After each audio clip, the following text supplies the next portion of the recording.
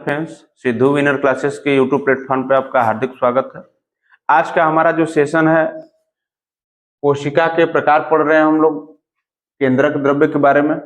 आइए हम लोग समझते हैं। देखो, केंद्रक द्रव्य को इंग्लिश में बोला जाता है न्यूक्लियर इन्वेलोप। ठीक है, अब आगे बढ़ते हैं। इसकी परिभाषा क्या होती है? देखिए, केंद्रक के अंदर पारदर्शी, पारदर्शी का मतलब क्या होता है? आर पार अर्ध तरल व कणिकीय पदार्थ भरा होता है।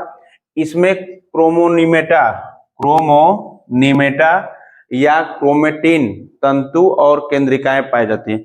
ये जो आपका है क्रोमोनिमेटा या क्रोमेटिन, ये तंतु का नाम है बेटा। ठीक है, जो कि कोशिका में क्या करता है?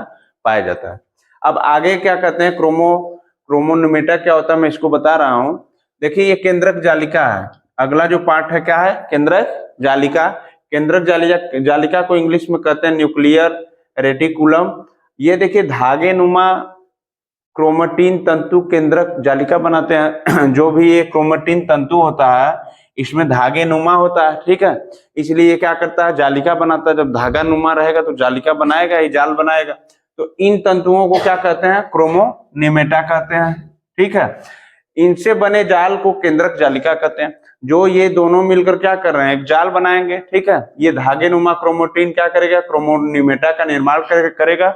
और ये एक जाल का जब निर्माण करता है तो इससे क्या बनता है? केंद्रक जालिका तैयार होता है। ठीक है, अगला जो भाग है हमारा केंद्रिका है। केंद्रिका को कहते हैं इंग्लिश में न्यूक्लियस। और न्यूक्लियस के बारे में जानते हैं। केंद्रक के अंदर एक या दो केंद्रिकाएं पाई जाती हैं। ठीक, जिसमें आरएनए तथा प्रोटीन्स होते हैं। मैं बताया कि आरएनए प्रोटीन से और डीएनए से मिलकर कोशिका का निर्माण होता है।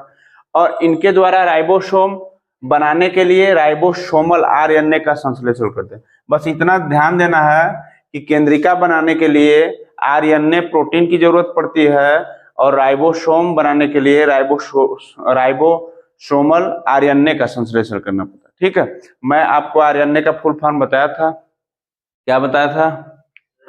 Ribo nucleic acid. और डीएनए का भी बताया था, डीऑक्सी राइबो न्यूक्लिक एसिड। कोशिका के लिए ये दोनों ही बहुत इंपॉर्टेंट है। इस कभी कभी अतुल्य गुत्तरी में एक नंबर में बहुविकल्पी में पूछ देता है केवल फुल फॉर्म के बारे में। ठीक है, आरएनए डीएनए की खोज किसने किया था, कब हुई थी, इसको पढ़ा चुके हैं। आगे देखिए, केंद्रक के कार्य क्या है?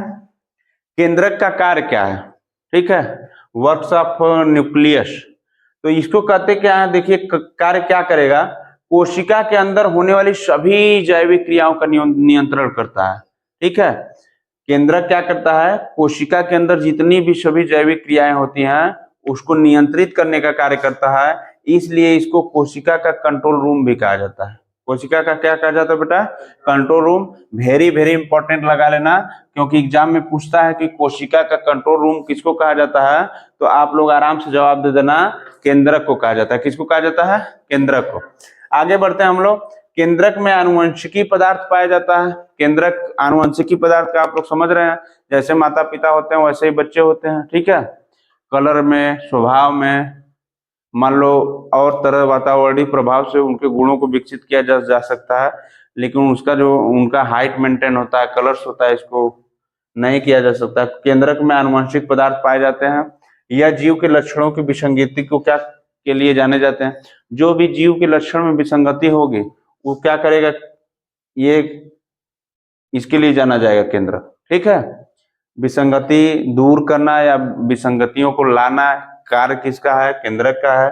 तीसरा नंबर, इससे कोशिका का विभाजन होता है कि कोशिका को अलग अलग पार्ट्स में क्या करता है? विभाजित करता है, जिससे कोशिकाओं की संख्या तथा जीव भार में क्या होती है, या जीव के शरीर में क्या होती है? वृद्धि होती है। जैसे कोशिका को क्या करेंगे आप? जब कोशिका अलग होती है तो समझ जाना कि एक उसका जो अगली पीढ़ी तैयार होगी।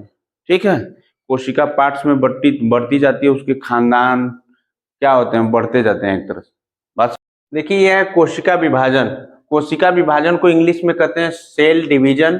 ठीक है, नई कोशिकाओं के बनने की प्रक्रिया को कोशिका विभाजन कहते हैं। मैं पीछे भी पढ़ाया था कि कोशिका क्या करती है? अलग अलग पार्ट्स में क्या करती है? कटती रहती है या बढ़ती रहती है, उसी को क्या करते हैं? कोशिका के विभाजन कहते हैं। आगे देखिए, कोशिका विभाजन की प्रक्रिया मुख्यतः दो प्रकार से होती है।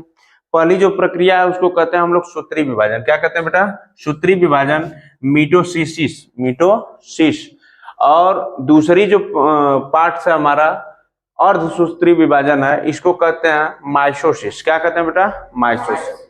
तो आइए हम लोग जानते हैं सूत्री विभाजन क्या है, सूत्री विभाजन के बारे में। ये देखिए सूत्री विभाजन का, ये समसूत्री विभाजन का क्या है बेटा? चित्र है।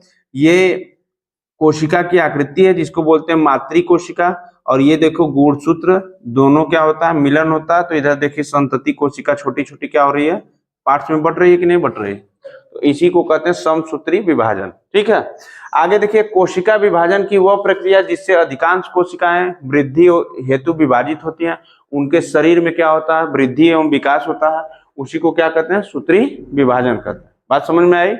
अब आगे देखिए अर्धसूत्री विभाजन क्या होता है? माइटोसिस। तो माइटोसिस बेटा जंतुओं और पौधों के प्रजनन अंगों या उत्तकों का विशेष कोशिकाएं होकर युग्मक बनाती हैं, जो निषेचन के पश्चात संतति का निर्माण करते हैं।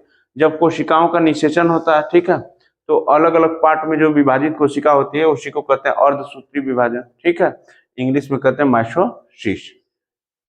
ये रहा आपका जंतु कोशिका का चित्र, जिसमें बेटा बीच में जो केंद्रक द्रव्य बना है उसमें केंद्रिका और क्रोमेटिन से निर्माण हो रहा है, केंद्रक आवरण कहलाता है।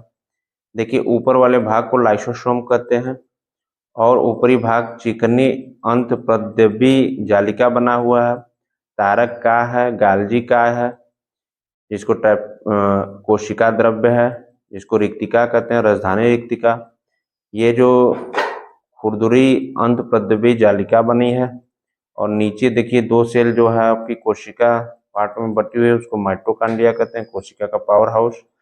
और कोशिका है, राइबोसोम है। ठीक है, ये रहा आपका जंतु कोशिका का संरचना।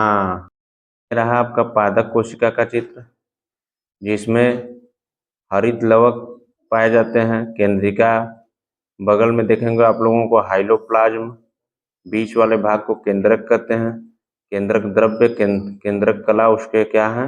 पार्ट है कोशिका के। हेट्रोक्रोमेटिन है, केंद्रक छिद्र देखिए जो छोटा छोटा छिद्र बना हुआ है। एंडोप्लाज्मिक जालिका जो कि हम पढ़ाए हैं अभी। कोशिका जालिका, कोशिका कला भी कोशिका भित्ति बाहर वाले भाग को कहते हैं। देखिए माइटोकांड्रिया है, कोशिका का पावर हाउस, राइबोसोम है, कोशिका द्रव्य है, मीसोप्लाज्म है, बड़ा वाला आवरण, टोनोप्लास्ट है, एक्टोप्लास्ट है, वसा की बूंदे जो छोटी छोटी अंडा आकार की दिखाई दे रही है वो है। ठीक है, ये रहा आपका पादप कोशिका, और अगला पार्ट में पढ़ेंगे हम लोग पादप कोशिका और जंतु कोशिका में अंतर।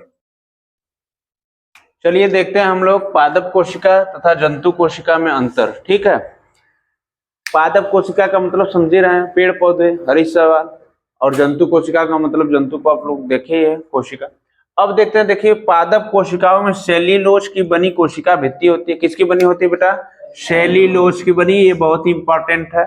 इसकी कोशिका भित्ति सेल्यूलोज की बनी होती है। और जंतु कोशिका में कोशिका भित्ति पाई ही नहीं जाती। ठीक है, तो एक तो ऐसे हो गया कि इसमें कोशिका भित्ति पाई जाती है, जंतु कोशिका में कोशिका भित्ति नहीं पाई जाती है। इसकी कोशिका भित्ति सेल्यूलोज की बनी होती है, इसमें कोशिका भित्ति पाई नहीं जाती। दूसरा जो बनेगा, इसमें हरित लवक पाए जाते हैं, हरा भरा होता है, और इसमें हरित लवक पाए नहीं जाते हैं, जंतु तो हरा भरा होगा नहीं। तीसरा बात, इसमें बड़ी बड़ी रिक्तिकाएं होती हैं, इसमें रिक्तिकाएं पाई ही नहीं जाती हैं, और पाई भी जाएंगी तो छोटी छोटी रिक्तिकाएं जो कि दिखेगी ही नहीं। बात समझ रहे हो? चौथा है, इसमें सेंट्रोसोम नहीं होता है, और जंतु कोशिका में क्या पाया जाता है? सेंट्रोसोम पाया जाता है। ठीक है, कवक के अलावा सभी पादप कोशिकाओं में मंड के रूप में भोज्य पदार्थ संचित होते हैं, और इसमें क्या होता है? मंड के रूप में नहीं, इसमें जो जंतु कोशिका में है ग्लाइकोजन के रूप में भोजन संचित होते हैं। ठीक है, और कोशिका की संरचना हम लोग देखते हैं। ये रहा आपका जंतु एवं पादप कोशिकाओं में अंतर की संरचना। देखिए ये जो बगल वाली है जंतु कोशिका है, और इसके बगल वाली जो है ये पादप कोशिका है। अंतर इतना है कि देखिए इसमें कोशिका कला है, सेंट्रोसोम पाया जाता है, इसमें नहीं पाया जाता है। इसमें गाल्जी काय होता है, इसमें केंद्रक होता है। इसमें माइटोकांड्रिया पाया जाता है, और पादप में धानी होता है, हरित लवक पादप कोशिका में पाई जाती है, जंतु कोशिका में हरित लवक नहीं पाई जाती है।